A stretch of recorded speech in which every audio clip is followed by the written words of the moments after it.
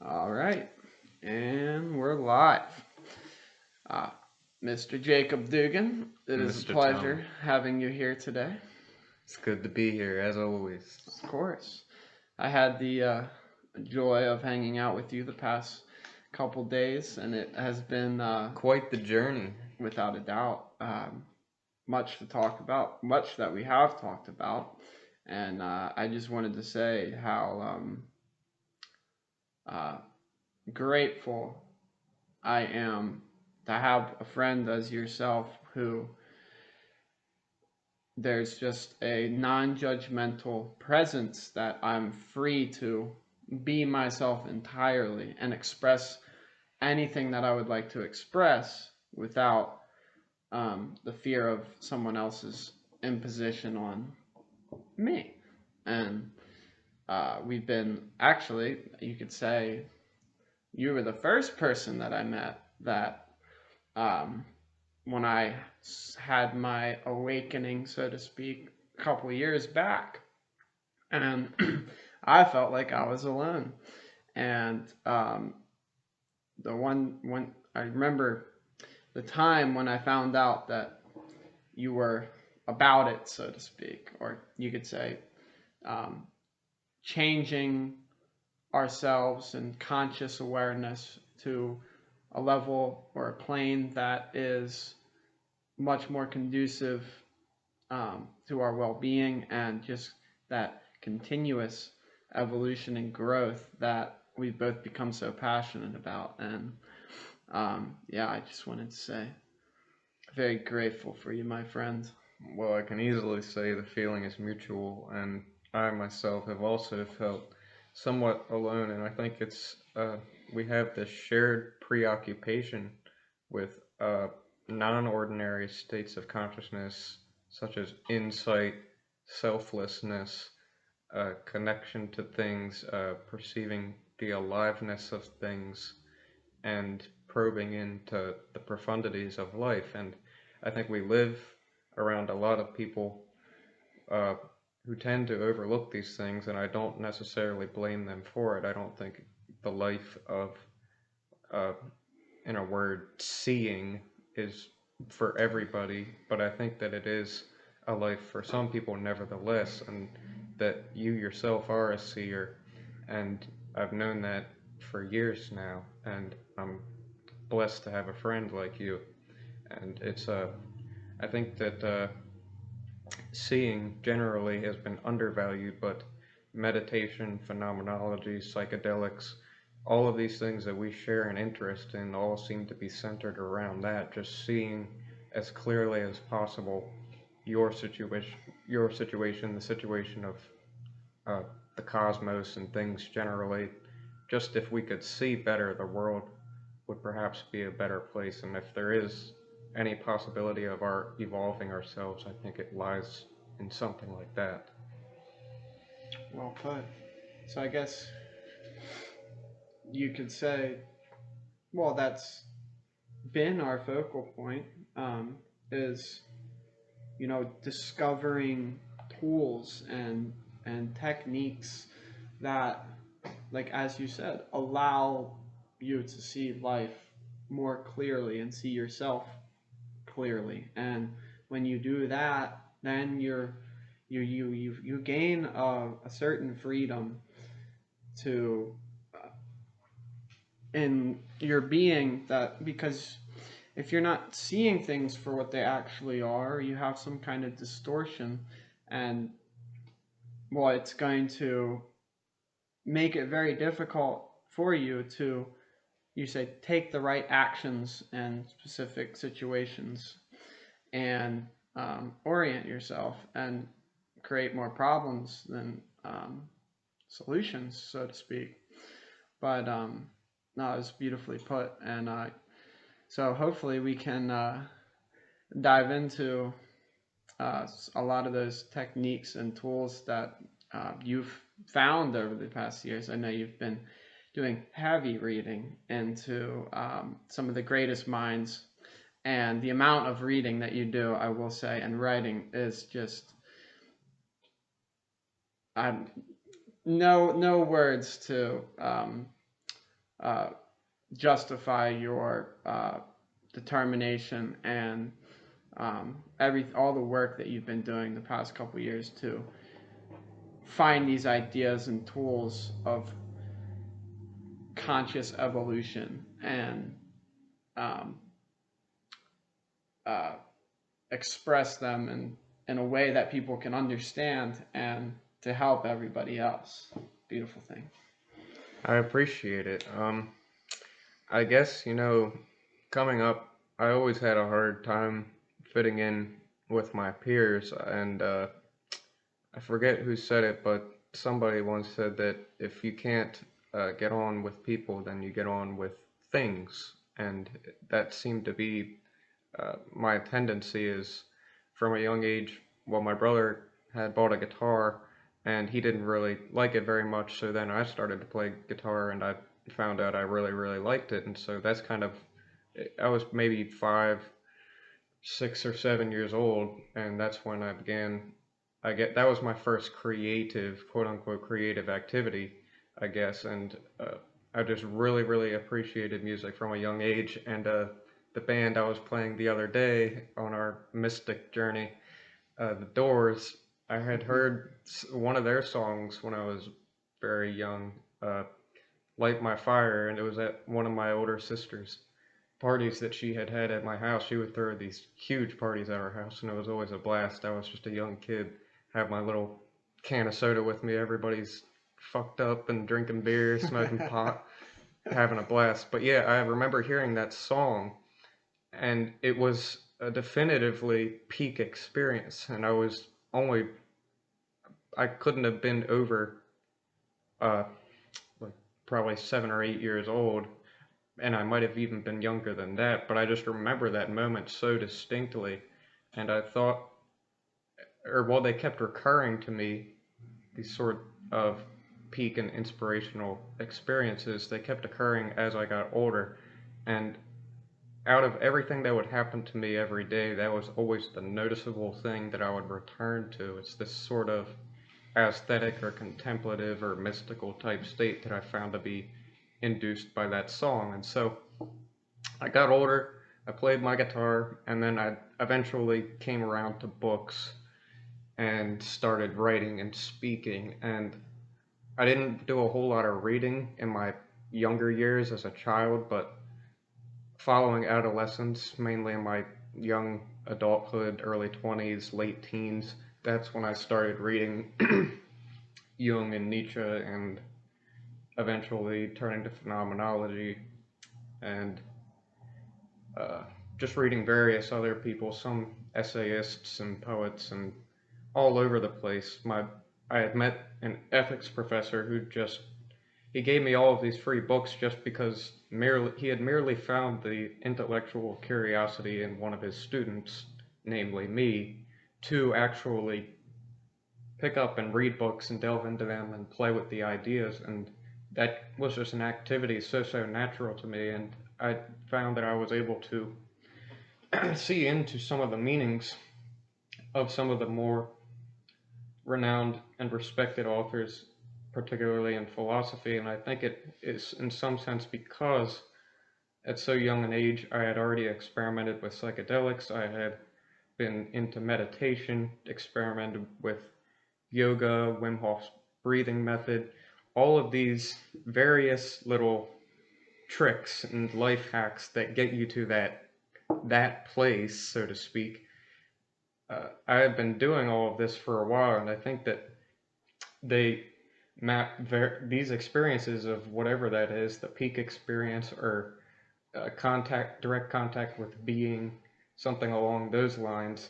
That's what a lot of the pivotal figures in modern philosophy they pretty much walk around that phenomenon of a kind of deliverance experience, an intense experience of a non-ordinary sort of consciousness. I know I kind of rambled on there for a while, but yeah, I guess in a nutshell, I didn't have a whole lot of friends growing up.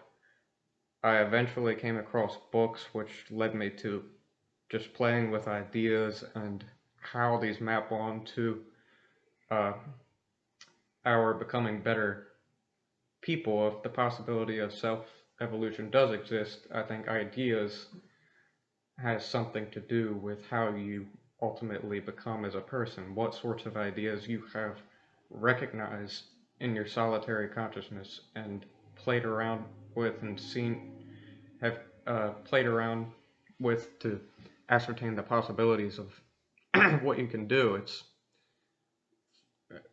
how you think has a lot to do with how you are outwardly as a person. And so I guess I, I have delved into the works of great minds because I don't want to be one of the, uh, so to speak, shittier people who is a burden to everybody else. Well put, good sir. There's a lot there to unpack. I love it. Um, I think the one thing I want to pull out of that are these so-called peak experiences. Um, and it seems from your story that, having these glimpses or um, subtle moments of insight into the nature of your being or the nature of reality, and that seems to have, from what I see and for myself as well, um, provided clarity in how to orient your being, and in a sense where, even no matter how much pain or suffering or anxiety you feel at any given time, that glimpse and that experience is always right in front of you, staring you in the eyes, and all you have to do is figure out how to slip into it. Um, and it's very powerful. It's the religious, it's spiritual awakening. It is, um, well, the religious experience of great intensities that various rituals produce. It's what Jung calls the archetype of the self, the experience of the self archetype. Mm-hmm. And there's something, so you could say, beyond all the chaos and ever changing environment, there's a point of stillness that exists, that within it has natural qualities of peace and well-being and um, and happiness that kind of spontaneously emerge just out of being aware of it. Now we've forgotten that, I guess. And so my question to you is, what are some of the ways that you induce this experience, or that help you facilitate, catching these glimpses, so that I mean, to me, it's like there's glimpses in the end to wrap things up, are a rejuvenative force for your being, that you could say recharge your spirit and allow you to align yourself with your values and goals, and then give you the motivation to go and strive towards who you want to be forthrightly. So, some techniques and tools, good sir. Yeah, well, among the biggest of problems of how to get there, uh, I think that there seems to be a kind of division between living and seeing, and that often we get so wrapped up in the momentum of living that we don't stop to see. And uh, I think it's a great practice just to pause at times and to uh, reestablish a naked approach to being, to life, and this very sophisticated existence that we have found ourselves in, which it's all traceable back to one sort of mystery, and this is what all of the religions that have ever existed seem to venture to get at, is our primordial origin as being the one, the ultimate, the truth, or ultimate reality, something like that. It's that very first mystery which gave rise to the everyday world that we inhabit and move through. And I think that we get so caught up at times in the moving through the life that we partake in that uh, we forget the simple stopping and attempting to see and to really appreciate the richness of this life as fully as we can. And I think that if just by taking any sort of casual and ordinary observation that we look at each and every day and treating it as something new and fresh and never seen before, treating it as individually as it is as a phenomenon. For instance, a particular memory or a pleasant smell, all of these things, we seem to contain them in some category or judgment and reduce it to a sort of simple thing. Whereas, say, if when we were children and we were very much open to the novelty of experience and hadn't really formed any uh, projections to map onto things, but really appreciated things in their freshness. I think it's possible for us to get back there, but as adults, it requires some kind of pause, a suspension of judgment, and uh, an active receptivity to the certain things, the particular data that you're interacting with in your experience, and just appreciating what you experience freshly. I love it. Um, before diving a little deeper, there's an important point that I wanted to make, which is that these experiences um, are independent from belief systems, and that an atheist can have them. It doesn't matter. They are Right. These experiences that we can catch a glimpse into, which have been described by many different traditions and philosophers as a kind of fundamental nature of what we are, um, is accessible to everyone, and and at every moment of every day. And it's a matter, like you said, of tapping into it. Um, and there's a quote I wanted to say. I don't remember who it was from, but uh, it says, "Don't go into the tangled forest looking for the great awakened elephant that is already at home sitting on your hearth." But yeah. So, and sorry, I'm just lost my train of thought right there. No worries. I mean, what I think is the experience of God is there before we even say God. It doesn't matter if you're an atheist or if you're involved with a particular religion. You can get to that experiential place independent of what words you say. It's if you simply appreciate experience freshly as something totally new, and in that way appreciate the richness of experience, it seems to dawn so spontaneously, almost a God experience or a mystic kind of state of connection or something Mm-hmm. like that. No, I like that. You gave me some points to build off of there. So yeah, then like, well, why don't we see it?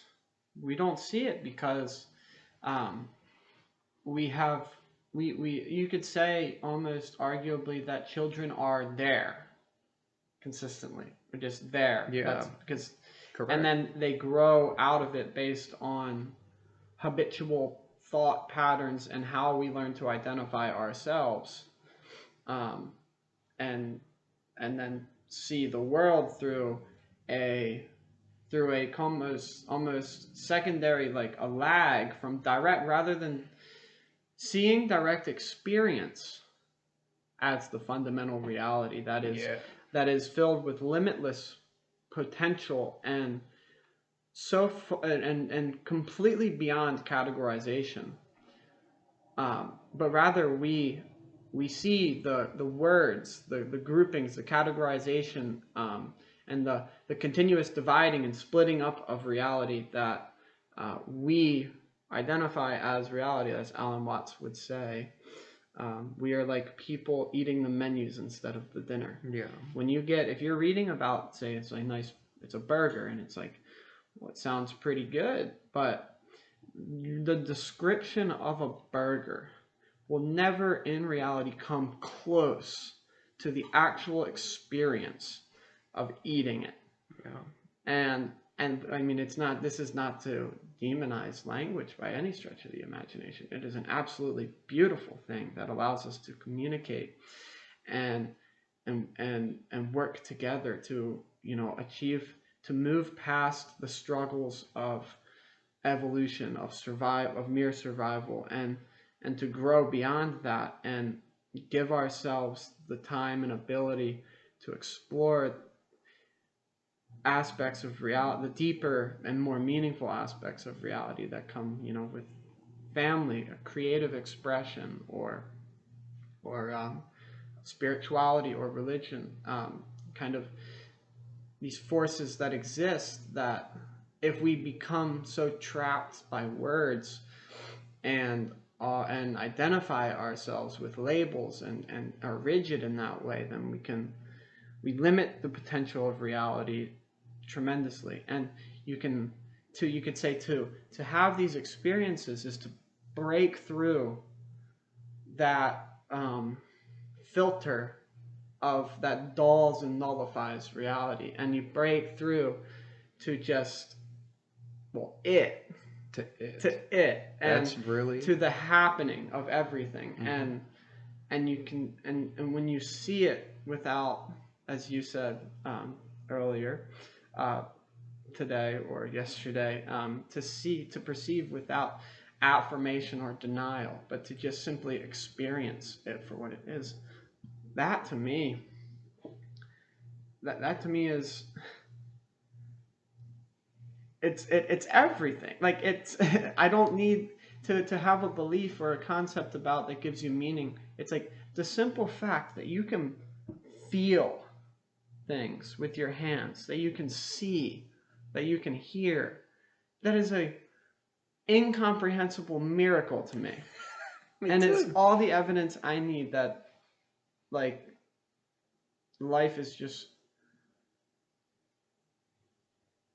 nothing but deep meaning and beautiful. And well, it's hard to use words to describe this, but and yeah, I think, like, the thing here is that it's these glimpses and that perception into the awe, so to speak, Yes. of the universe is Precisely. is a rejuvenating force that allows us to refresh ourselves and to start anew. And that's what we always were. We were always starting anew. Each moment we are a different person, and we chain link ourselves up to the past as if we're some continuous thing across the moments. But I mean, the past is very important, and it exists, but only within our heads. It does not exist in reality, and it's useful, and you don't do away with it either. You still use it. You learn from your past, and but what happens is you're free from possession of the past. Yeah. And, like, depression of who you're supposed to be, being trapped in that. And I think that's why we're having such success with psychedelics in its treatment of depression, specifically psilocybin, is because what it does is it shows you that this poor little you that's been subjugated, so to speak, in whatever way it was, throughout your past, and you're latching on to that, and you're holding that and trying to carry that forward with your being, and it's not exactly obvious to you that that's what you're doing at the time, because you are so convinced, and that's how you're identifying yourself. But to have a breakthrough like psychedelic experience, or you can have the same breakthrough through various spiritual rituals or religious, like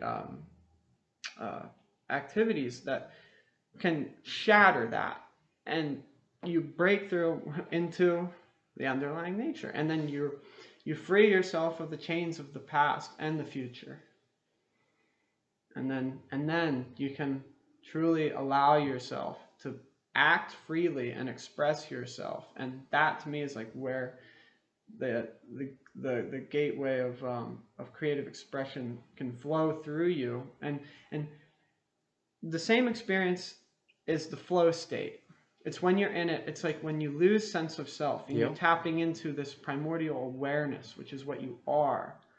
And that's the flow state. And within that, anxieties and worries just drop away. It's amazing, Mm-hmm. to say the least. Yeah.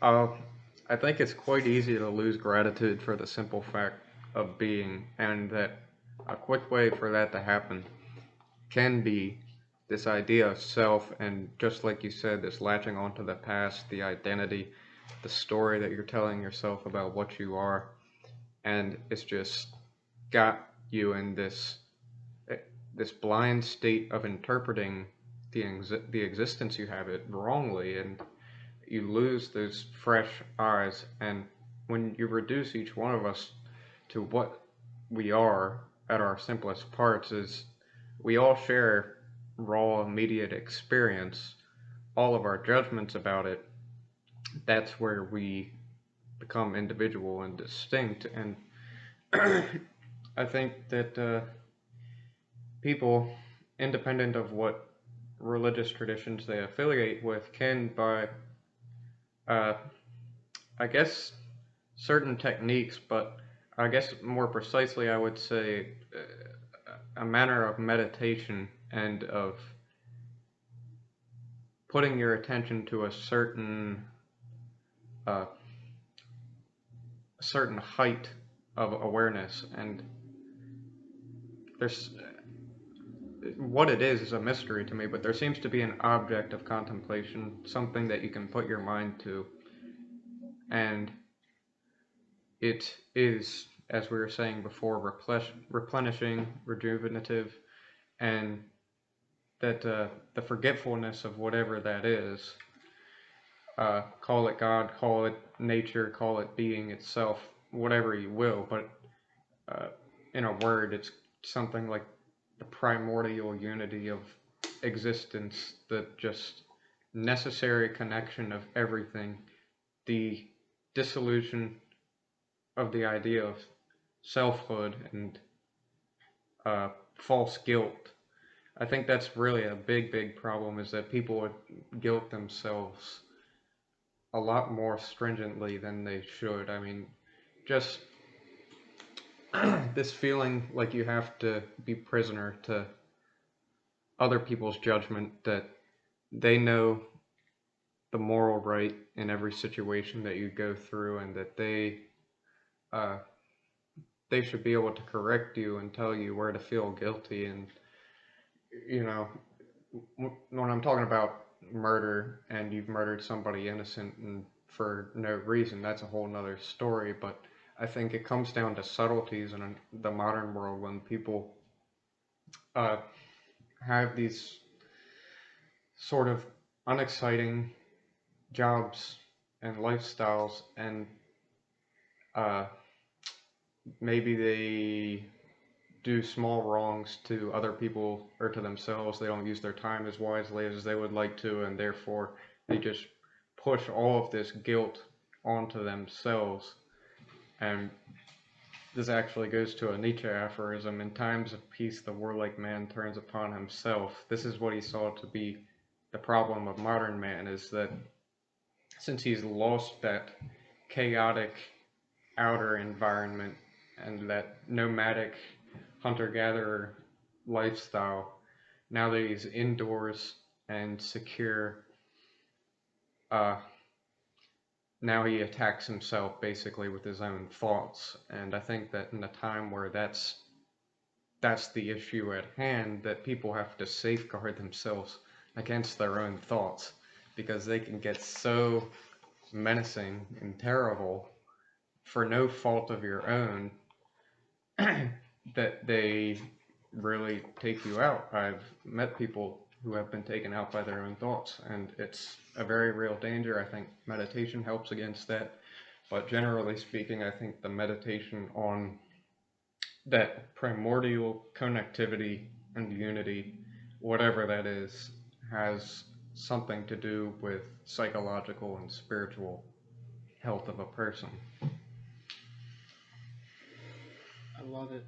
Um, and I want to get into this this idea of, attacking ourselves with thought, and turning against ourselves. And there's a in the art of war, um, there's a principle there that, and there's also, I think it was either a Native American proverb or a an Egyptian proverb, but it was, when the enemy within is um, uh,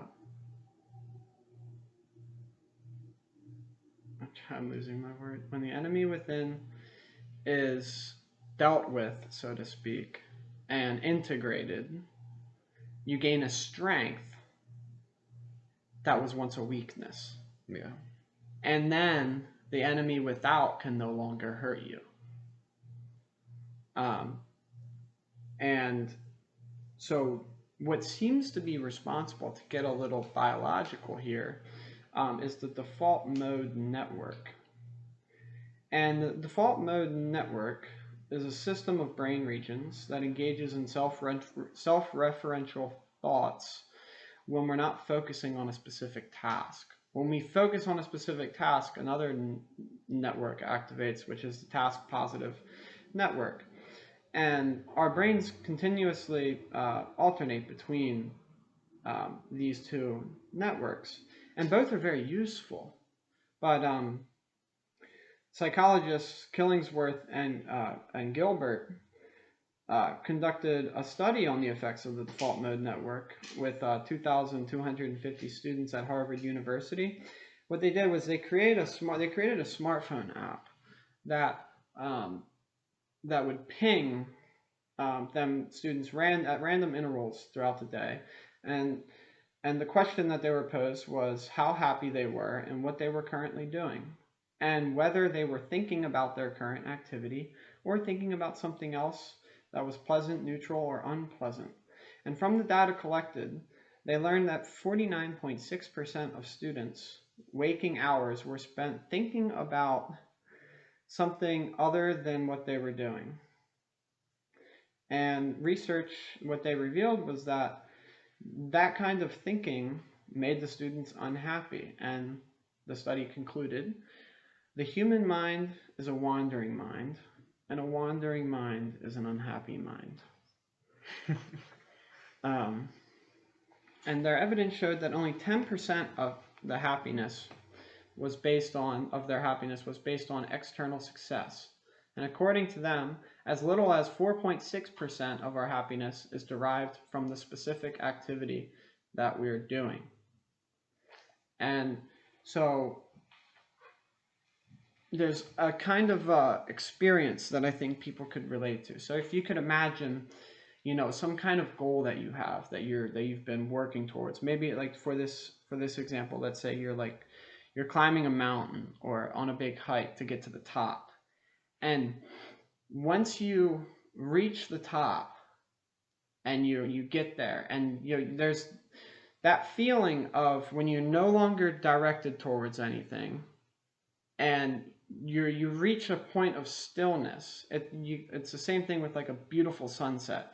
There's a momentary glimpse where the self drops out, and you're left with that just beautiful raw experience. And within that's we've all been there. We've all had glimpses of that. I think it's just a matter of recognizing that that's what we actually are when we reach a point of stillness and we're not possessed, so to speak, by goal-oriented behavior or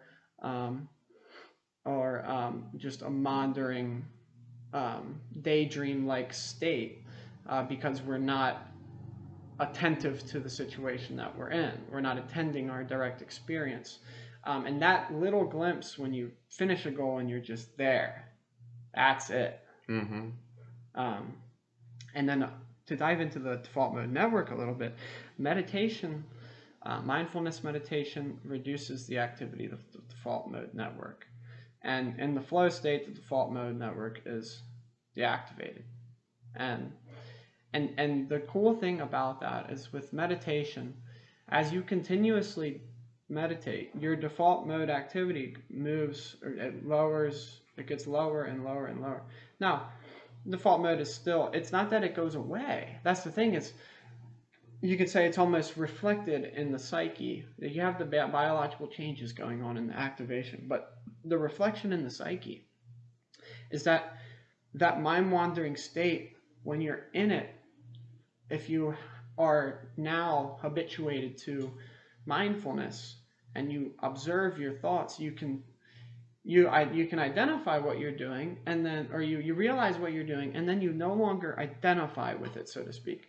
So what you do is, like, even like when we, like, for example, if I'm engaging in, like, let's think of some kind of issue, like, I'm not, my we overhired at work, so I need to find another job. And like, by just like, I can get lost in that daydream about like, why am I going to find another job? And it can be, and if I get lost in it and identify my being with it, at that point when I'm thinking about it, that's when it paves way for those negative emotions to kind of take hold and possess me, so to speak. Yep.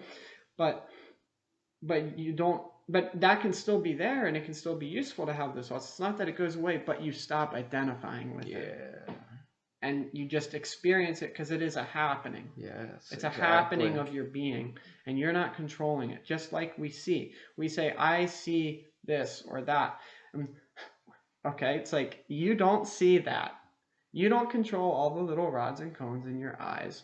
You don't orchestrate the conductance of neural activity throughout the multiplicity of brain regions that are associated with vision, and there's quite a lot that are associated with vision. But rather, it is just the scene. Mm-hmm. It's all happening in front of you, and you're not controlling it. And by thinking you're controlling it, it's like you resist. Yeah. And that resistance creates suffering, mm-hmm. rather than just allowing experience. And that's, that's like the doubt, the flow of the happening that's going on around you. And even your hearing or your thoughts, it is happening. Like, where do thoughts come from? It's like, just sit down and watch, and they'll just come before you. Yeah, they'll just percolate up from the depths of wherever they came from. Yeah. And it's like, you're not necessarily controlling that. And as I've heard Alan Watts say, the control that we feel we have is as if we're a kid with a plastic steering wheel in the passenger seat while dad's driving. And I think that's beautiful. But yeah, and it's and there's a freeing, like, there is a very freeing from element. Guilt, especially. Yeah. And you can release yourselves, because a lot of these things, a lot of our suffering, like, is created from that self-referential ability of, becoming anxious that you're anxious because you're anxious, so to speak. And it produces that, there's a feedback loop of consciousness that happens, but that can happen within, because of how, our psyche is so complex. Like, yeah, we can do that. We just get stuck in these feedback loops of consciousness, and it spirals out of control. And that's what a panic attack is. Mm-hmm. It's like you get lost in this anxiety. Maybe the situation produces it, but then at some point you are no longer really interacting with the situation in an organic manner. Your thoughts go, and then your physiology responds to the thought, and then your thoughts keep responding to the physiology, and it gets up to the point where then panic attack. Mm-hmm. And but the way to break through that is through attendance of direct experience, mm-hmm. of being in the situation, like, and our fears and anxieties, and especially in the age that we're in now, where we have created such complex systems and hierarchies of abstract ideas, and like, for example, like taxes, or like your bills. It's like, these are threats that are always looming, and they can be so pervasive in our mind that that they're creating fear. Like, it's not nowhere around you. It doesn't mean it doesn't exist, but we're allowing them to paralyze us and our emotions in our direct experience. And the way through it is through direct experience. And like I said, it's not that you just ignore any of that. But that's happening. So that's the other thing. Is like this is where it gets tricky, because all of that is just happening. And you can, to attend to that and not identify it, is the catch. And like tools like meditation and exercise and a variety of other things help you to habituate yourself, um, or dehabituate yourself from identification with thought, and rather just seeing it as more of a sixth sense that is just happening as your other senses are just perceiving or feeling. Yeah, I think this state of guilt and fixed identity and fixed identification, there's something about it innately uh, wrong in that it disrupts emotional circulation. It and the circulation of experience itself, or to put it best, the Tao, the flow of life, as Alan Watts describes the Tao. The flow of life itself cannot work through you when you're in that fixed state of identity and feeling culpable, or you either yourself feel culpable or you feel that way about the experience, that either you have made the experience go wrong or that the experience is going wrong and that you're the victim of it. And this seems to be the perpetual uh, problem of a lot of people, and it seems to be the very reason they end up in therapy, or they are using drugs abusively, or it's they have this unbearable feeling like their experience is fundamentally wrong, or that they have done some irreversible wrong, and just identity. I could be directing things correctly, but I did it wrong and I can't fix it. And it's just through all of this, the circulation of emotions and experience just, it can't seem to happen. And what interests me is how much Western religiosity emphasizes the notion of self, whereas the Eastern philosophies and esotericism, uh, you almost hear nothing about it. And there, I would say Eastern philosophy, spirituality, they had their genius was in the allowance of experience, the attending to experience. I think Sam Harris said that attention solves the riddle, and he even said that it leads to the beatific vision, he himself being an atheist. And so it just speaks to what we were saying earlier in this podcast, that if you just don't overlook what at first sight you're uh, liable to overlook, then the profundities and the all striking features of life seem to just jump out at you. And I think that it's actually impossible to get to that place if you're in that fixed state of identification and you've created some kind of blood clot in your very experience, and your emotions are just they're locked up and they can't move because they want you to see them rightly, to interact with them rightly, to not be caught up in all of their turbulence. It's everybody. I think what one of the most game changing insights to me was just recognizing how normal an emotion fear is, and anger, and even guilt, and all of these things. It's uh, where we have a very strong idea of self and responsibility and culpability. It's these emotions tend to overwhelm us more, to the degree that we really believe in identity and self and all of that. It's because it seems like uh, there's this tendency to point the finger then at ourselves, because we could be manipulating the fear, or we could have prevented its ever coming up. We could have, rather than just looking at what's happening in experience as any other happening. Like the clouds are passing by in the sky, the weather has changed, there's these objects in the room. It's why do we make the happenings in our personal, subjective, immediate experience any different, and say that we are the arbiters of them? We choose our thoughts, our feelings. Uh, we could choose for them to be in certain ways, and that, and it's just where thought, feeling, all of these perceptions that we have inside come from is itself very mysterious. But I think whether or not we create any of them, the simple exercise of looking at them as events like any other events that occur outside of us, there's something quite therapeutic about it, because it immediately gets you to disidentify with those feelings so that they can circulate. The Tao, the life force, the flow of life can move through you the more easily, so to speak.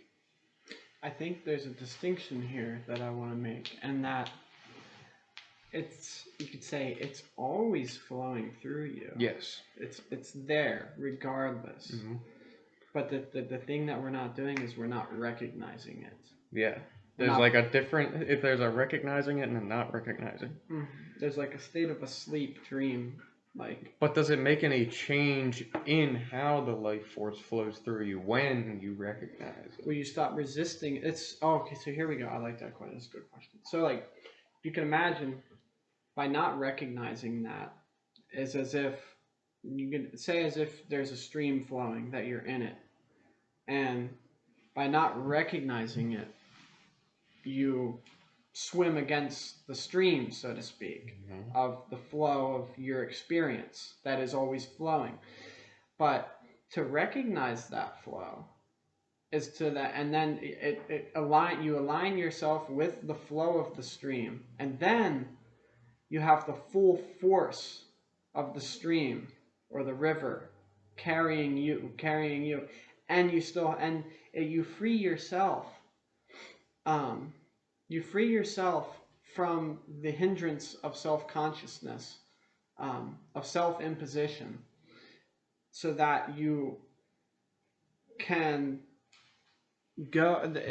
so that you can release the emotional blockage, because that swimming against the stream of experience is what creates that emotional suffering, and then clouds our judgment. But when you release that and you flow with it, you could say your spontaneous nature emerges, and with release of resistance, and then what you have is the full force of your being at your back to where I'm trying so hard to articulate this, where basically you are truly free to then go and do what you want to do, so to speak. Like, it's kind of hard to describe because it's kind of contradictory at the same time. Like, it's like your nature works for you when there's no longer you. Yes. It's like, when it's no longer for you or against you, it's just like, is. So it's like, you could say, like, the idea of like I don't necessarily think that meaning or value is created. I think it's already inherent with us, and it's a matter of discovering it. And with flowing with it and releasing your resistance to the flow of the moment, so to speak, that allows you to see the value clearly that permeates every single moment. Yeah. And then you can orient yourself with that, because your value and meaning is in the direction of the flow of the stream already. Yeah. Because that's what you're doing. It's just this mini me, this tiny part of what we actually are that we identify ourselves with, is almost set up in resisting your nature, so to speak, and its pathology when we solely identify ourselves with that. And We release that identification by recognizing the happening and that it's just going on without that specific like that ego identification, without that controller, but that it all is you. That's the thing. That's you. What you think you are is not really you. That small little identification, you are incomprehensibly more than that. And to identify yourself with that is to like identify yourself with a leaf instead of the tree. You're the whole tree. And that whole, you could say the leaf is just, I don't even know. These are such, words are so hard to use to describe this. I'd rather just do that. Yeah, I think that is what Goethe meant with his metaphor, the treasure hard to attain, and that Jung talks about after him is it's that unadulterated conformity to the flow of life and the spirit of the moment. It's just the dissolution of the illusion of what you originally and had always taken to be yourself, and that perfect release onto the motion of things and just the basic feeling of the moment. There seems to be a kind of enlightenment and resultant insight from that, whatever it is.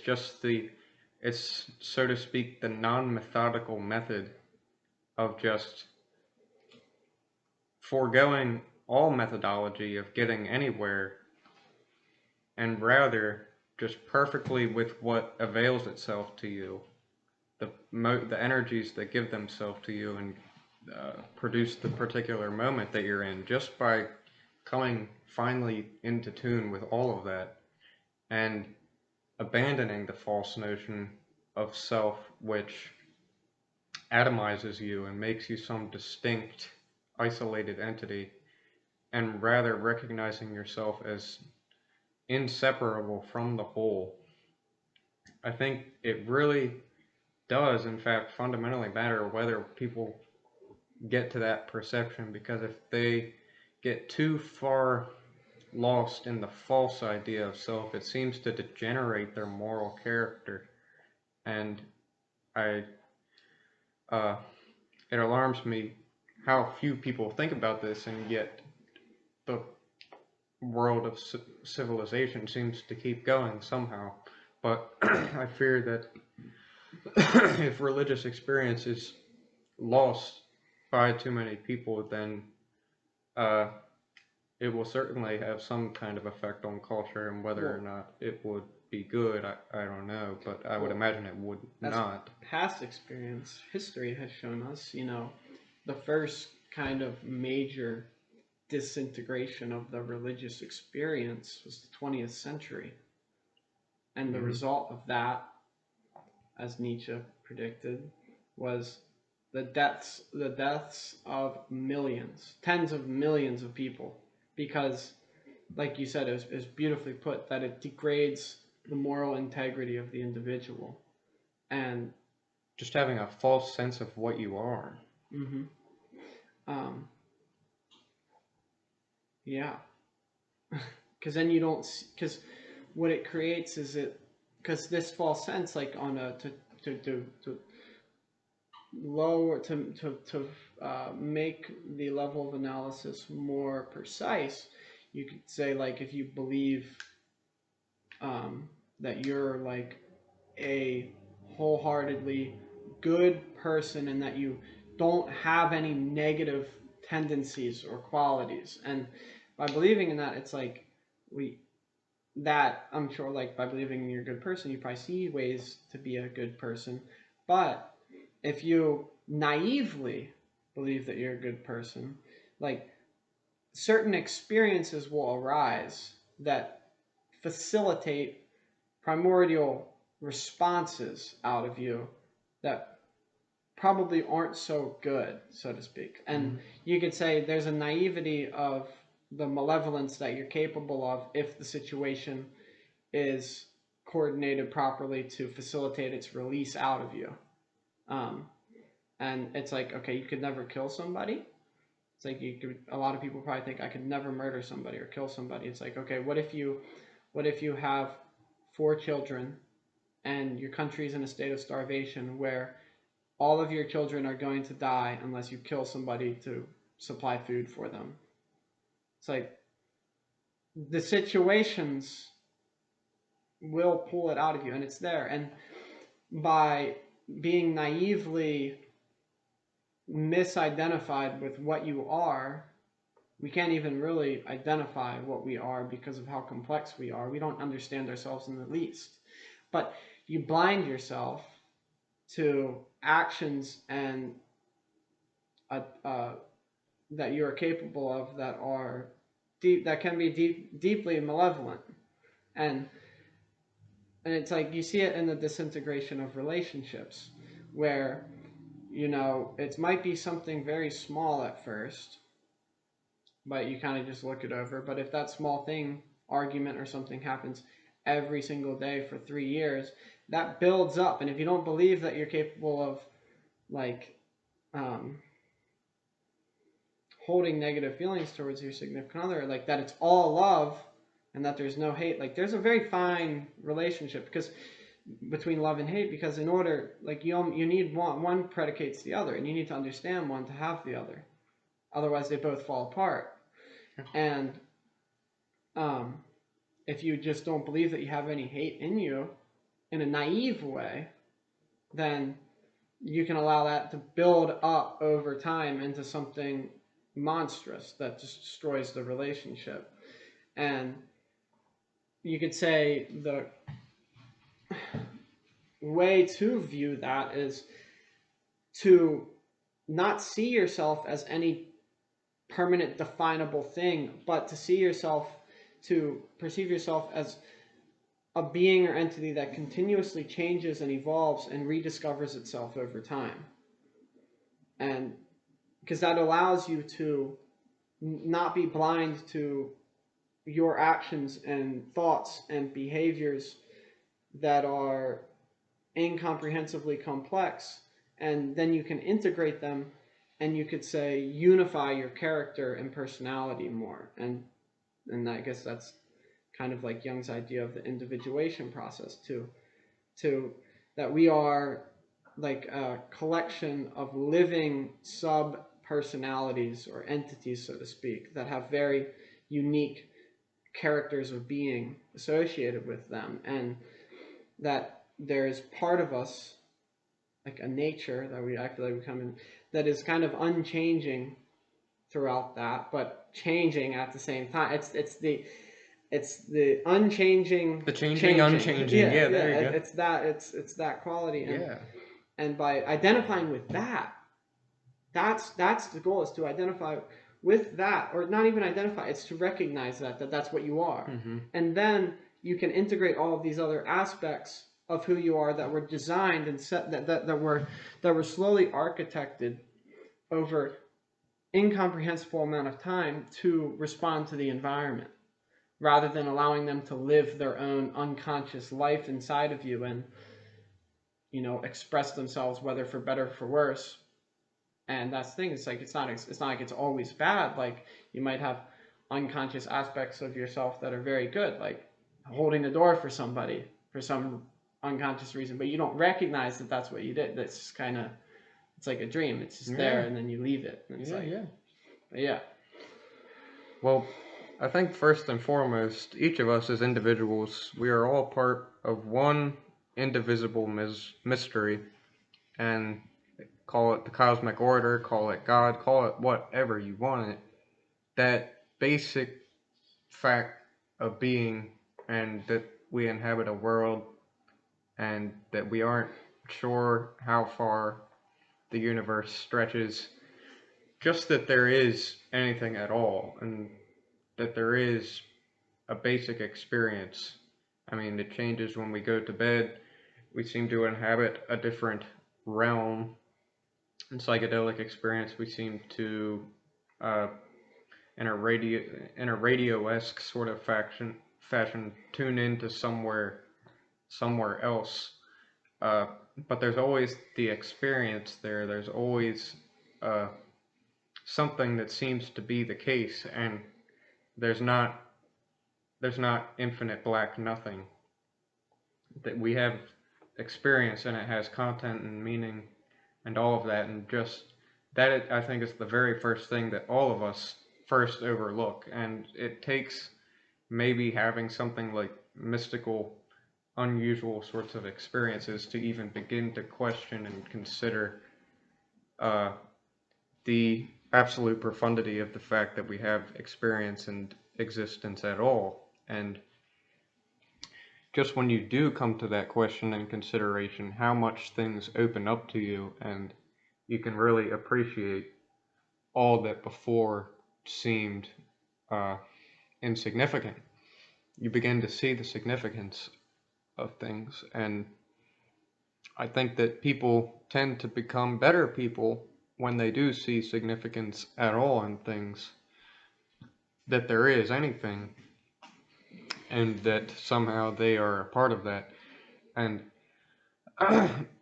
I just in the development, concerning the development of the individual, I'd always just trace back to put it into perspective that we are organisms. We have a psychic and physical organism, though, I mean, the division there is, it's kind of vague, but there is something like that. There's the experience that the one individual sees and that nobody else sees, but there's also the body, which, like objects, physical objects, is perceptible to other people. But considering both the body and the psyche, it's uh, these seem to be the products of unconscious processes which none of us can take any responsibility for. We, as bodies, grow from only a couple of cells to very, very many cells, and we become, we go from being uh, maybe a foot in size, just little uh, infants, and then we wind up being 6 feet. And that, how we get from point A to point B there is, it's not by free will, I can tell you that. There's some kind of nature process which developed your body, and then so too with the mind. It's we become much more capable of abstract thought and imagining when we grow older, and just throughout life, our dreams, nobody can take any responsibility for them. I think it was St. Augustine who denied all responsibility for his dreams, and begged God to affirm that it was not he that he created, that it was not him that created them, that it wasn't St. Augustine that created them, because they were just so random and ridiculous. And I think we can all relate to that. It's the same ridiculous unconscious force which gives rise to dreams also is what pushes the individual through his lifetime. It's that same unconscious mobility and evolution driving on the dreams that drives on the individual going through life. And I think just our lives that we live together are also in some respect kind of like dreams. It's we uh, the reality that we think is so apparent and real is also a kind of dream realm in itself. And uh, there's a way to see through that and to get to the basic stuff, I think. And this involves some meditation, some pause, some reflection, some scientific interest in things, and a desire to figure out the significance of what presents itself to you. Because when you really stop to consider that there is anything at all, it is, like Tommy said, quite miraculous.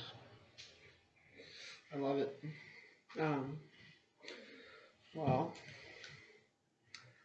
to take a little diversion, I mean, not going into the free will determinism rabbit hole, but we certainly feel as if we have free will throughout our day. Absolutely. And so with that. And you could say to believe that you do have free will, you're more advantageous to, or it's more advantageous than to believe that you don't.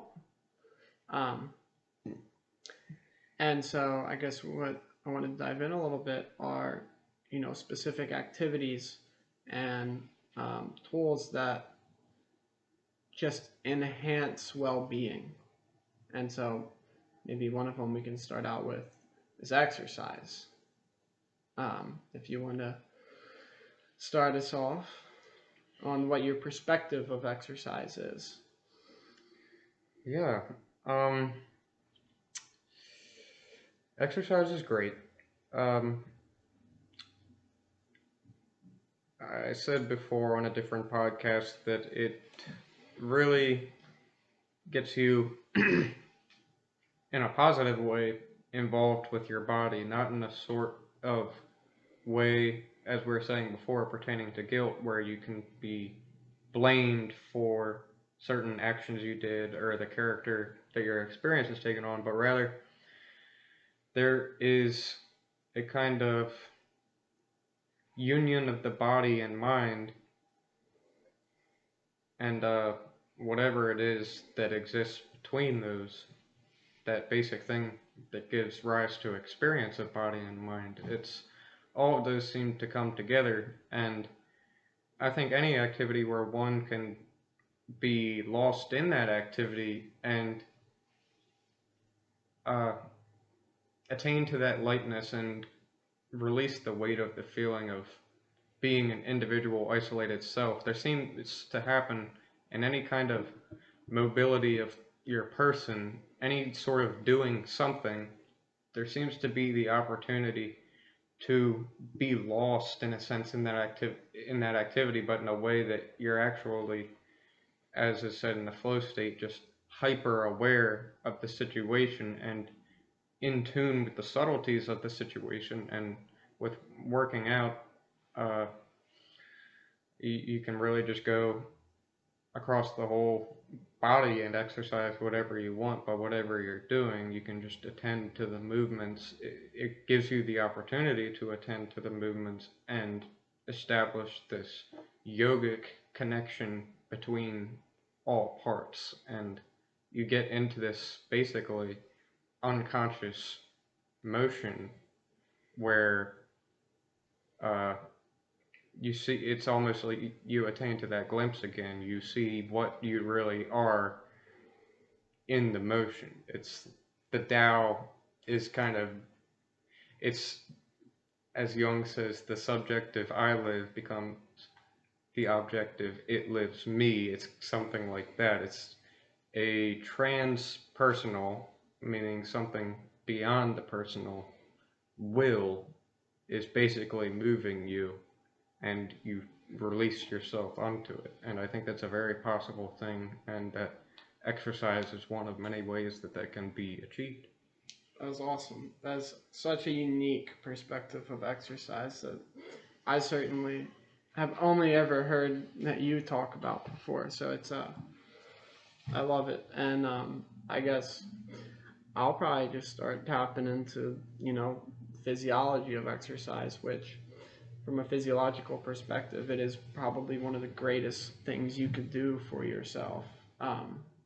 Remember, someone said once that if there was a pill that did for you everything that exercise does. Joe Rogan. I don't think it was Joe Rogan. He did say that, but somebody There's else somebody probably else said yeah, it too. Yeah, but yeah, that if there's a pill that does for you everything that exercise does, it'd likely be the most valuable pharmaceutical in the world.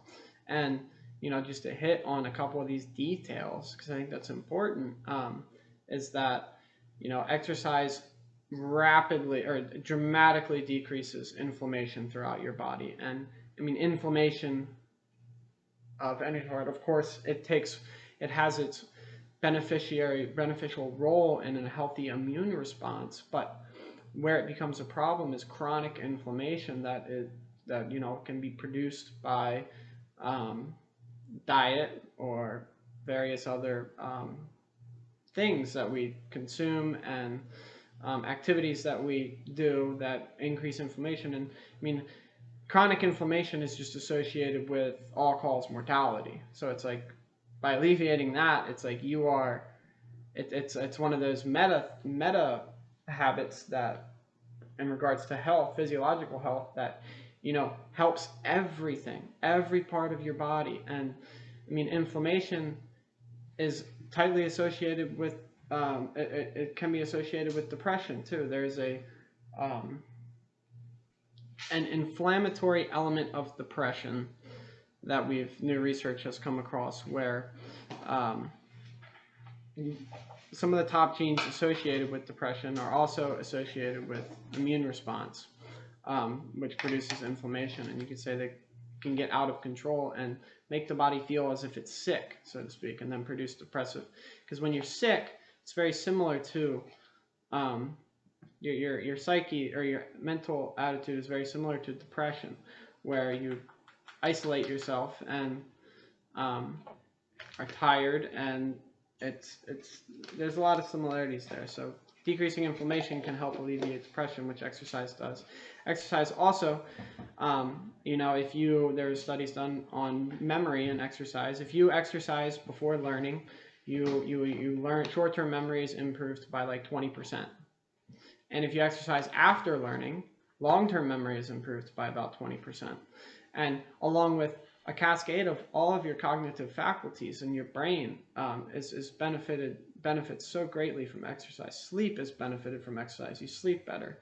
And you also, build yourself physically, which our brain, like as Jake described, this deep mind-body connection, and our amygdala monitors our physiological state, and a state of weakness. There's a state of sleep-like weakness that the body can amount to without exercise, and when it's not being used, and that reciprocates itself in our psyche, and producing feelings of maybe guilt or anxiety about how you look and appearance. And so exercise enhances you physically, as well as promoting a healthy psychological function and perception of yourself, which boosts self-confidence and helps alleviate negative emotions. And with that, also exercise seems to be one of the only ways to maintain your IQ across time. Our IQ, you could say, we peak at about sometime between like 20 to 24, and then like after that, IQ degrades, but exercise maintains it. There's some evidence that meditation also certainly maintains it, and might actually increase your IQ with meditation. There's another thing I wanted to talk about: exercise. What did I want to say? Exercise.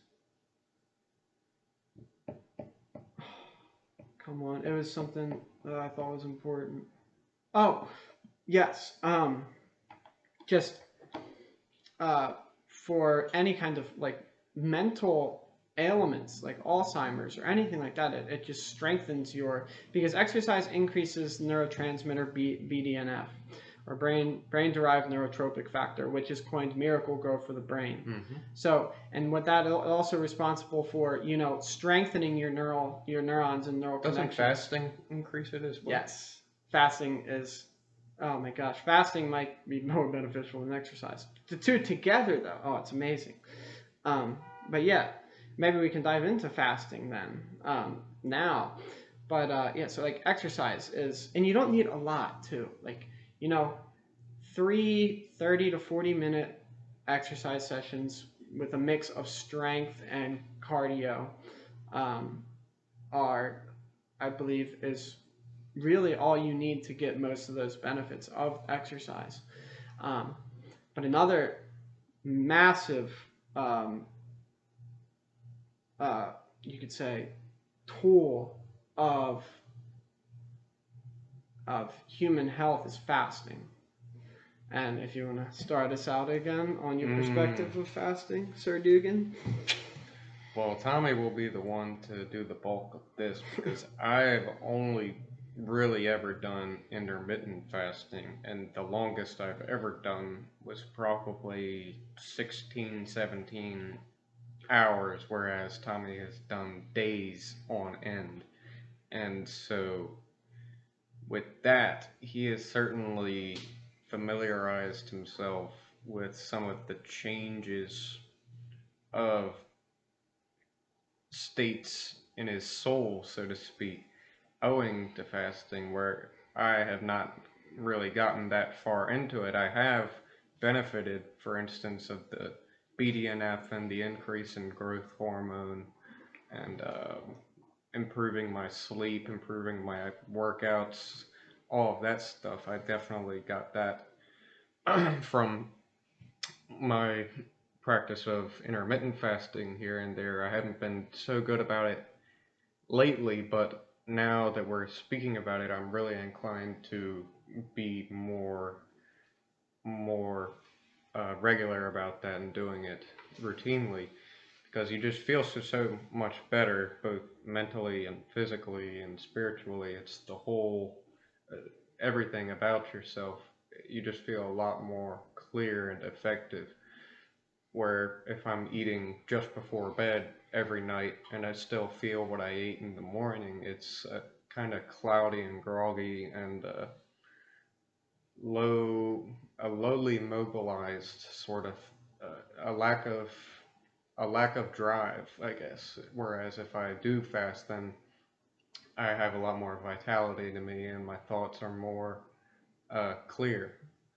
There's just with that and meditation and exercise. And I wanted to say about running, also walking. I do a lot of both of those. And more so with walking, I'm very pensive and thought. I'm in a state of being very thoughtful and engaged with nature. And uh, I'm put in a place where I very much understand and see why people have attributed uh, a an animation to nature and spirits to the trees and all of that sort of stuff. I totally have perceptions when I'm out on walks of why people make those attributions and feel like nature is really alive. And I also attain to that feeling of being very much connected to nature. And sometimes I will just be walking and it will just plainly feel like it's not even quote unquote me who is walking, but rather that the man walking on this street at this hour is just happening as the wind is blowing through the leaves and the birds are chirping. It's just all of this continuous one happening. And so that kind of goes with what I was saying about exercise generally and how you can attend to the movements of your body. It's kind of the same thing going on there for me with walking. And even when I do running, I become reflective and contemplative as well, but maybe a little bit less so than with walking. But nonetheless, I get that with them both, and I appreciate that. I love that. I love that that perspective, like of walking that you offered. And I'm curious, do you listen to music while you No, walk? no, Yeah, no. that's what I thought. And it's a very unique thing. There's something about while engaging in some mindless motion that allows you to slip into those, you know, peaceful states of just contemplation and being, that you can find in exercise and specifically walking, like you described. Um, but to dive into fasting, could probably talk for an hour and a half on fasting. He so knows a few things about it. I'll try and hit some specific points, but I'm gonna tie in diet here too, and to lay some foundation before I begin. So um, just some general information is our metabolism has about an 8-hour cycle of peak performance, and that cycle begins, and it's associated once you consume anything besides water or receive sunlight. When you wake up in the morning, you could say your metabolism activates, and then you have 8 hours of peak metabolic performance, where when you're breaking things down and you're eating within that window, your metabolism is producing the least amount of inflammation and toxic byproducts as it could, while um, while greatly increasing its efficiency to produce the necessary biomacromolecules that you need and transport them to the areas of your body and cells that need them. And after that, if you eat outside of that window, basically you just increase the damage that is a and that is a product regardless of eating. Eating itself and metabolism is an inflammatory process, but eating outside of the metabolic window produces a lot of damage. And I mean, over time, if you consistently consume foods outside of your metabolic window, it's like, I mean, eventually it's like, you might not feel very bad at the beginning, but if you do it every day for years, well, then, chronic diseases crop up and seem random. It's like, but no, you've been chipping away at your health for so long, and then eventually it breaks, so to speak, and becomes, and symptoms emerge. But another big thing is eating at night is once melatonin production begins, which can be a little different time for everybody, but usually around 6 to 8 is when it starts.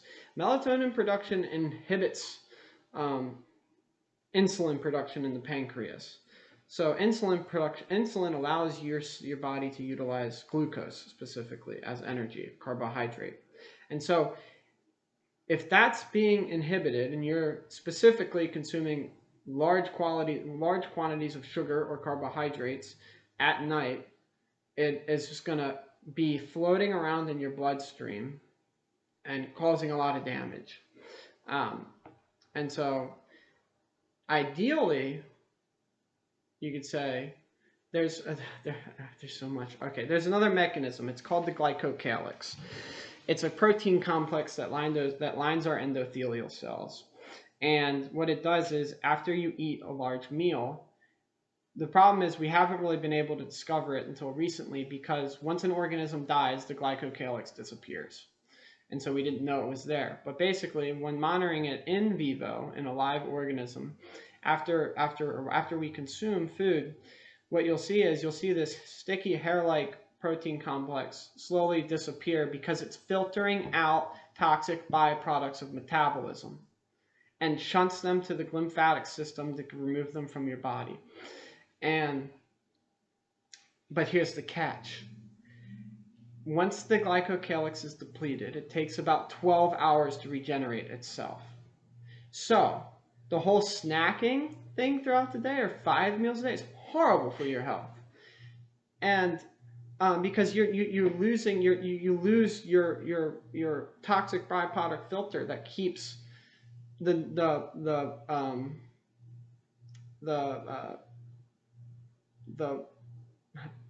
I'm losing my words here. The inevitable result of metabolism is toxic byproducts, so they're always going to be there. But that filter helps prevent the damage that they cause to your entire body. And so if you think about this, is like there's all kinds of different various chronic diseases or issues. It's like maybe because you're continuously eating throughout each and every day with a chronically deprived glycocalyx, that maybe your pancreas is getting more damaged than other things. So that's the first to show a symptom. Or maybe it's your brain, maybe it's your heart, maybe. So it's like, so the thing is, like, all these things seem to be different, but likely that issue has some causal force for all of them. So this is one of those things where if you start to take into consideration and adapt your lifestyle to, you're alleviating yourself from potential future physiological damages that of a massive variety. From so many of them. And so yes, and now to dive into evolution, like, we were not eating 3 meals a day was brought about in some European time span where we started eating 3 meals a day. We were never eating 3 meals a day like that consistently. Nah, probably just one. Well, not even. So like what we would do is like from the biggest span, and like you have to think about this time period here. So like when we started eating more than, or you could say 3 meals a day, so to speak, or in that time period, it has not been long enough for our body to adapt to like making that efficient for ourselves. What our bodies are adapted to are something like, not eating for a couple days, getting some big animal kill, maybe snacking on some nuts and berries throughout those days, and then killing a big animal and eating until we can't move, and then going another 3 days. So that you could say our bodies have developed a process, a stress response to the period of not eating, that fasting period, and it rejuvenates itself in that process. So what happens is if you go for a fast, first thing that you'll notice is that you get hungry when you usually eat, because the hunger hormone ghrelin is not associated with whether you need to eat. It's associated with your cued times of eating, and you get hungry. But if you wait like an hour or two, it goes away, and then it'll reemerge whenever the next time it is that you usually eat. And a lot of people think when you start fasting, are you just going to get hungry and hungry and hungrier? It's actually the opposite. You get less and less and less hungry. And then, and so our body stores, we store energy in fat, and when okay, I don't remember the specific names of the hormones. So basically, when one hormone, maybe it's leptin, is leptin is a satiation hormone, but oh no, maybe it's hormone sensitive lipase. Yes, okay, I got it. Okay. Insulin. When our body produces insulin when we eat, and then insulin allows us to store the energy and utilize it in our cells. And so when we get hungry, if we eat a heavy carbohydrate meal, we get hungry within like 2 hours because we've used all the energy that we've had that's floating around in our bloodstream from that meal. And because insulin is still around, there's another hormone called hormone sensitive lipase, which does not get activated in the presence of insulin. And hormone sensitive lipase allows you, that's the key that unlocks stored energy in fat and allows you to utilize the energy that you have on you. And so we get stuck in these cycles of eating where once our blood sugar drops, we get ravenously hungry again, and then we eat. And we just continuously keep pumping ourselves full of insulin all day while never getting to the energy that we already have stored within us. And over time, that builds up and builds up and builds up, and then you become fat because of it. That's obesity. Mm-hmm. And that creates all kinds of issues. I mean, we know the problems of obesity. There's a tremendous amount. You're at risk for all-cause mortality increases. Yep. Yes, so by fasting, you allow yourself to use the stored energy that you already have on you so that it doesn't build up and cause problems. And then, and we have a lot more than we otherwise might think. So on day 2 or day 1 of the fast, you'll be hungry and you'll probably feel a little fatigued throughout it because eventually your body also has to shift into ketosis to burn fat once you run out of glucose. And so by day 2, you'll probably still feel a little bit more fatigued than you were on day 1. And you'll still get hungry at the normal times. And then this has been my experience, by the way. It varies a little bit for everyone depending on their metabolism and various genes and stuff like that. So there's a lot of complexity here. And I'm not saying just go fast. I'm saying you should probably talk to a professional. I would say someone who's not just a physician who's barely looked into fasting. Someone who's a fasting expert, so to speak, or something like that. Yeah. If you really want to do it right. But I think in generally you can do it if you're a healthy individual, then You can probably fast without any problems, but it's important to monitor it and also monitor your ketones, ketone levels and glucose levels throughout the process consistently to be safe and to understand what levels are associated with red flags for both of them. And so there's not just dive into it, but do some research and learn about it. But it is so powerful, it's not even funny. But okay, continuing. Day 3 for me.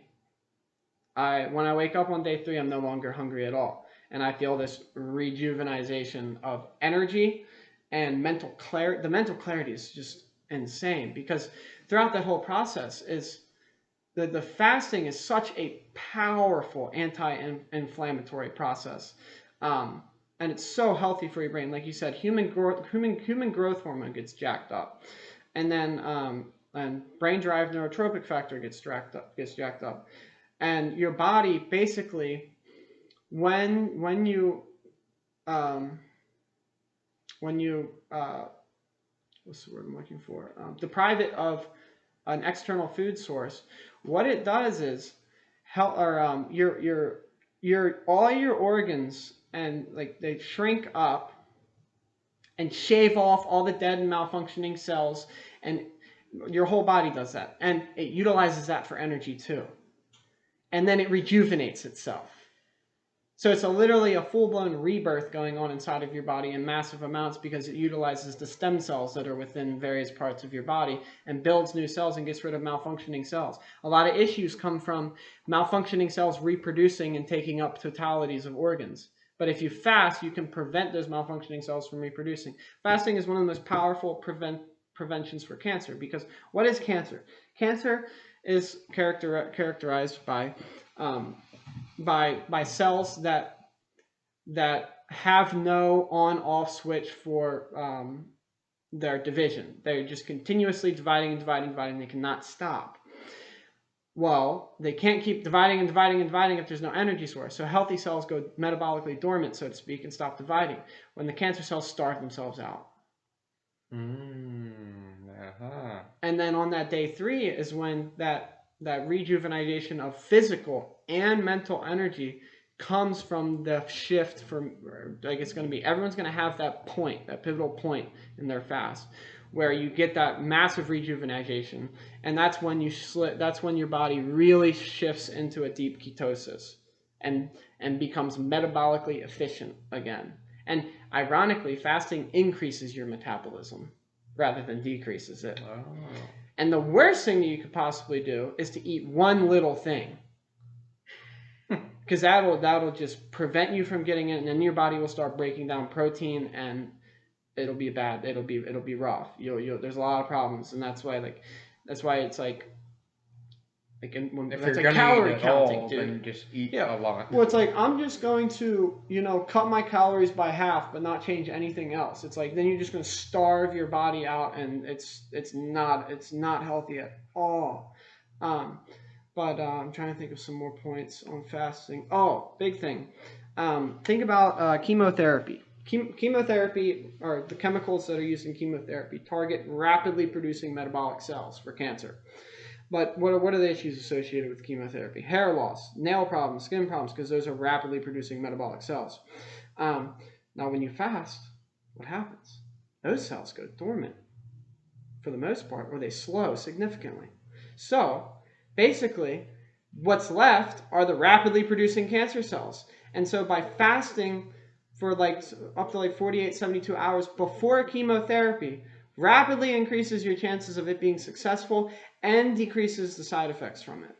And nobody notices. It's like, it's mind-blowing. I tell everyone that I possibly can about it. Because it's such a powerful thing. And the best part about all of this, I would arguably say that fasting is probably one of the most powerful treatments for any disease. Any disease. Like there are people, physicians and people who are fasting advocates and stuff who have collections of thousands of antidotes of people who have alleviated one ailment or another from fasting, ranging from physical ailments and injuries to diseases. And it's just like, And the best part about it is this is all in your control. You have the ability to do this too. It's like you don't have to go to a physician. You don't have to spend a lot of money. You just got to do a little bit of research, consult with somebody if you have some kind of underlying condition. But the alleviation of chronic ailments too is there's so much potential. And the thing is pharmaceutical industries control education with funding. Of the this is a huge of the DSM-5 Diagnostic Manual for Mental Disorders. 70% of the psychiatrists and psychologists who created that manual had financial ties to the pharmaceutical industry. So what did they do there? All they did was just broaden the categorize how easily they could categorize people with various disorders and increase the disorders. Now, there's no money to be made in fasting. I would arguably say, I would confidently say that if fasting was implemented in wide scale implemented in the range of things that it could help treat or prevent, the pharmaceutical industry would probably lose at least half the profit. At least half the profit. But then if you combine that with diet, but now let's get into the psychological effects of fasting. That deep sense of clarity and well-being that comes on the third day, and because of shifting into ketosis and using ketones for energy, and it's so healthy for your brain, and it produces dramatic positive effects psychologically in your being, and that you're less anxious, you're just more mindful already. It's almost like you're enhancing, because that's our state, as being in the moment. Your present moment experience is enhanced. And what else? Oh, big one. Food issues, or bad diets, or so say you have sugar cravings or whatever. It's I need my sugar. It's the cool thing about when you fast is that it's almost like a dietary reset, to where when you come out of that, even because right now we have all these such tasty foods that we can eat, and eating a bag of Doritos versus eating a bag of broccoli, it's a non-starter for your reward response over which one's going to give you more pleasure. But if you deprive yourself of all of it, then you lose that comparative force within you, and because you've deprived yourself, broccoli, because I've tried it after a longitudinal fast where I did 3 or 4 days, and broccoli tastes amazing. And so you become grateful for food generally, yes, and for the good foods. Exactly. And also there's much gained, because it does require your attentiveness and willpower to continue through that. And at the time, you'll have these cravings and aversions that pop up, and you have to deal with them versus give in to them. So there's a psychological strength of character that comes out of that too, and your ability to, do things that you otherwise might not want to fight against the hedonistic reward response in you that wants immediate gratification, and weaken that force in general. It weakens it all around when you do it with one thing or another. It's a meta thing. And then you strengthen your resolve too. And I'm trying to think if there's anything else. Put it very well. Thank you.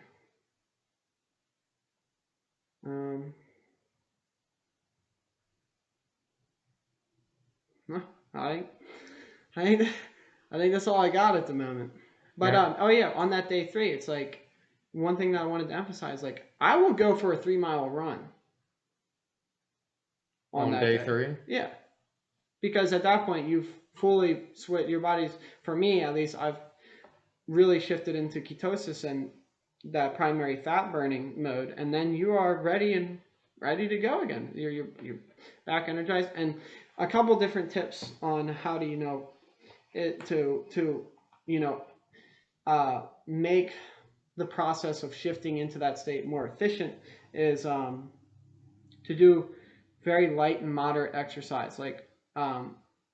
maybe like an hour of brisk walking each day if you're going for a longitudinal fast, or like very light exercise or yoga or something that requires movement, because that physical stimulation will help your body shift into ketosis quicker and avoid like longer effects of fatigue when you're kind of energy deprived and you're not using fat, but you're also not using glucose. There's this kind of foggy intermediary state. But when you break through into ketosis, the clarity and crystallization of the experience is just indubitable.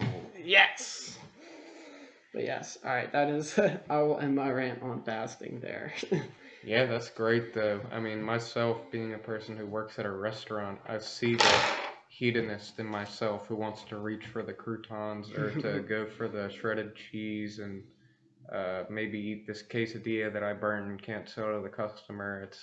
That's a very real thing, and I think it's almost a kind of superpower to be able to look at that instinct that is driven to go grab that thing and to chow down. It's being able to watch it rather than being taken by it and being lost to it and being a slave to that god of hunger. It's it's very freeing, and I think that it actually just that mere abstinence and that resolve not to succumb to the first instinct, it actually, when you forego that, leads to a kind of contemplation and more reflective state. It's by foregoing that carnal desire for immediate gratifications, it develops into a more high and cultural state of mind. I think that it's the instinct becomes a sort of energy that turns more contemplative. I think, and that's I imagine what happens with fasting is you're probably more in touch with your senses, more in touch with your mind, and completely, rather than uh, just eating itself. To me, is it's a kind of sleep, and you have to be in a sense lost in the activity of the eating in order to eat. And uh, I think that if one is to implement this kind of experiment of pausing and observing and paying attention to things, that you can't, you have to be able to forego that sleep for a time. And it's, maybe that's the game of balancing life, is the necessary unconscious sleep that we experience of eating, but also in between having those intermediate uh, break times where you return to being and a feeling of stillness, as Tommy said, and meditation and home. I think there's a way of balancing these exercises of diet and exercise, physical exercise, mental exercise, and even apart from all exercise and methods, there's a kind of spiritual and contemplative way of knowing what you are and abandoning the illusion of what you are not. And all of these, I think, we covered in this podcast. And it's been great. Oh, that was a beautiful summary. I want to talk about sleep, but that can be a whole another podcast in of itself. If you want, I mean, I got time. I think we had a lot there. So like, it's a good spot to end it. Okay. We'll pave way for. I guess this will be the start of a kind of general health and well-being playlist that yeah, we can definitely do Zoom calls and for sure. But do it that way. Thank you for your insightful responses this afternoon, Dugan. I'm sure. I hope anybody who's listening got as much out of it that I did, and just talking about these forces of health and well-being. And I hope that you find efficiency in implementing them, and seeing the results, because these are things that we've learned over our past experiences, and what's helped us tremendously increase our vitality and just natural well-being for ourselves and those around us. And if you really enjoyed Jake's perspectives, He also has his own YouTube channel called Read and Reflect, and especially if you're one that is very interested in deep intellectual ideas and philosophies of the greatest minds that have walked and stood before us and the paths that they have paved. My great friend here is an intellectual tour de force in revealing their wisdom to modern man. Well, I appreciate that compliment very much. And if you guys visit my channel, I hope that my videos will be somewhat edifying and you will stick around and see what the future holds in store for that channel. It's been a pleasure being here with you for the past few days, and we made some memories that we'll be talking about for the rest of our lives in friendship, and it's been a pleasure. 100%.